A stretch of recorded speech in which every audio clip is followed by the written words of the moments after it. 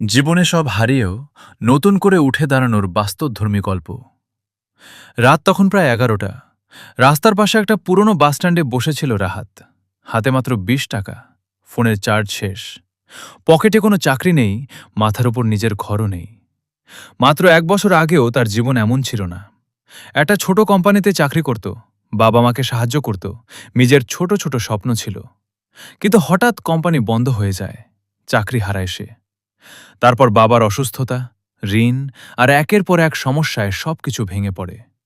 বন্ধুরা ধীরে ধীরে দূরে সরে যায়, আত্মীয়রা বলতে শুরু করে ওর দ্বারা কিছু হবে না।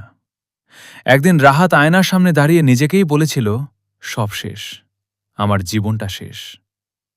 কিন্তু সেদিন রাতেই বাসস্ট্যান্ডে বসে একটা ছোট ঘটনা তার জীবন বদলে দেয়। একজন বৃদ্ধ চাওয়ালা তাকে দেখে বলল, বাবা, কাঁদলে সমস্যা কমবে না, জীবন যতবার ফেলবে ততবার উঠে দাঁড়াতে শিখতে হবে। কথাটা খুব সাধারণ ছিল, কিন্তু রাহাতের মনে গভীরভাবে লাগে। পরের দিন থেকে সে সিদ্ধান্ত নেয়, আর না, এবার জীবনকে বদলাতে হবে।